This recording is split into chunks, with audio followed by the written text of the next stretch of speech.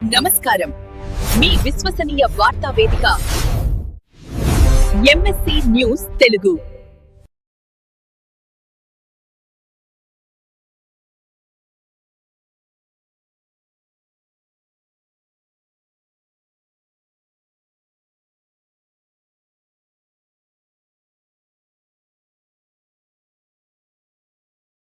అనుకున్నాం సార్, ఇంత సీరియస్ గా ఉంటది అని మాకు తెలియదు సార్ అని చెప్తున్నారు.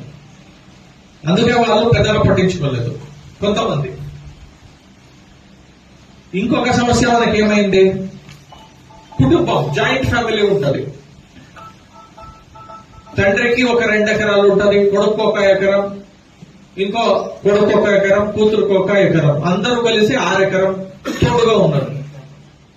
అందరూ పట్టాలు చేయించుకున్నారు, కానీ భూమి మీద వాళ్ళు గెట్లు పెట్టుకోలేదు. భూమి ఒకటే ఉంది, 6 ఎకరం.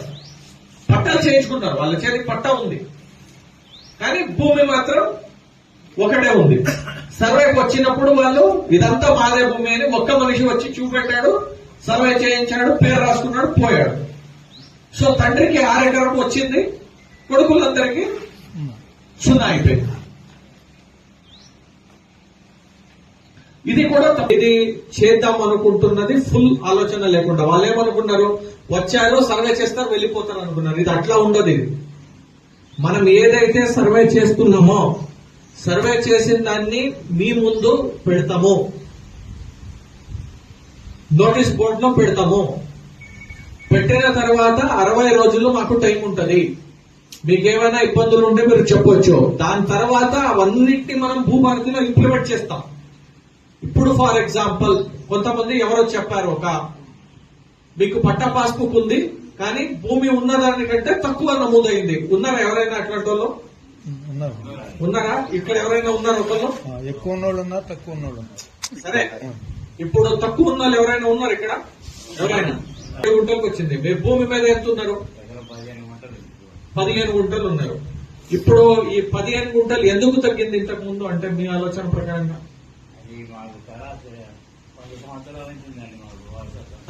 వారసత్వంగా ఉంది కానీ మధ్యలో ఎక్కలేదు.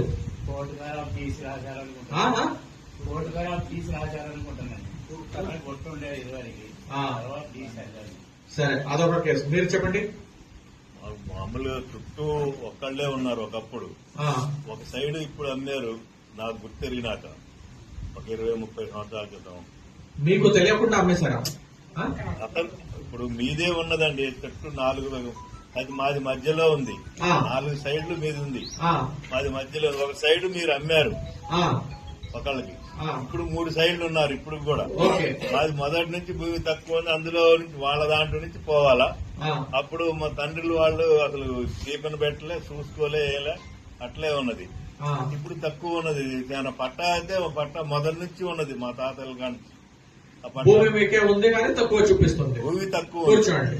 ఇప్పుడు ఇట్లాంటి దానికి మధ్యలో మళ్ళీ కొలతరాళ్ళు చేసి మళ్ళీ ఇది కాదు అదే అని చెప్పి చూపెడతారు. సరే కూర్చోండి, నాకు అర్థమైంది. ఇప్పుడు ఫర్ ఎగ్జాంపుల్ ఇట్లా సమస్య ఉంది కదా, మనం ఏం చేస్తాము? ఇప్పుడు ఫర్ ఎగ్జాంపుల్ ఆయన చెప్పినట్టు ఆ రైతు దగ్గరికి వస్తాము, బాబు నీ హద్దు చూపించు అని ఆయనకి చెప్తాం. ఇది ఇది ఇది ఇది అని చూపిస్తాడు. చుట్టూ ఉన్న 4 రైతులు కూడా ఉంటారు. వాళ్ళు అవును సార్ ఆయన భూమి అదే అని వాళ్ళు కూడా పంచనామా రాసి మాకు ఇస్తారు. ఇచ్చిన తర్వాత మేము అక్కడే మీ ముందే మీ సంతకం కూడా తీసుకుంటాం కొలిచిన తర్వాత. ఇంతకు ముందు ఏమయ్యేది అంటే మనం కొలిచేది చైన్ సిస్టమ్ ఉండే. చైన్ సిస్టమ్ వేరే వేరే పాత పద్ధతులు ఉండే. పాత పద్ధతుల్లో ఏంటంటే 1-2 గుంటలు అంత యాక్యురేట్ గా వచ్చేది కాదు. ఒకసారి ఎకరము 2 గుంటలు వచ్చేది, ఇంకోసారి ఎకరమే వచ్చేది. అర్థమవుతుంది కదా? అట్లా కొంచెం తేడా ఉండేది. ఇప్పుడు మనం ఏం చేస్తున్నామంటే కొత్త టెక్నాలజీతో మెషిన్స్ తో మనము తీసుకొచ్చాము. అది ప్రాపర్ గా జియో కోఆర్డినేట్ పెడుతుంది. జియో కోఆర్డినేట్స్ అర్థమైంది కదా? ఇక అది శాశ్వతం 100% శాశ్వతం. అది చేంజ్ అవ్వదు. దాంట్లో ఎంత వస్తే మనం కొలిచినప్పుడు ఎంత వస్తే అంతటికి మనము మీ ముందే ఇచ్చి మీకు సిగ్నేచర్ కూడా మీది తీసుకుంటాం. కానీ మీరు స్వయంగా రావాలి, మీ భూమిని మీరు చూపించుకోవాలి. అర్థమైంది కదా? చేసిన తర్వాత మనం నోటీస్ బోర్డు మీద అధిగమిస్తాం. ఏమని? ఫర్ ఎగ్జాంపుల్ ఇప్పుడు ఆ మనిషికి ఇంతకు ముందు ఎకరం 7 గుంటలు ఉండే, కానీ సర్వే చేసిన తర్వాత ఎకరం 16 గుంటలు అయింది. ఈయన 16 గుంటలు అయిందంటే ఇంకొకరికి ఎవరికో తగ్గుతుంది. ఎక్కువ ఉన్న వాళ్ళు ఉంటారు, తక్కువ ఉన్న కూడా ఉంటారు. ఫర్ ఎగ్జాంపుల్ ఆయనకి ఎకరం 20 గుంటలు ఎక్కింది, కానీ ఆయనకి నిజంగా ఉండాల్సింది కేవలం ఎకరం 10 గుంటలు. అర్థమవుతుంది కదా? అలా ప్రతి ఒక్కళ్ళది కొలిసి, ప్రతి ఒక్కళ్ళది మాపించి మనము వాళ్ళకి నోటీసులు ఇచ్చిన తర్వాత అవన్నిటిని మనము భూభారతిలో ఇంప్లిమెంట్ చేసి మీకు కొత్త పట్టా పాస్బుక్లు ఇవ్వడం జరుగుతుంది.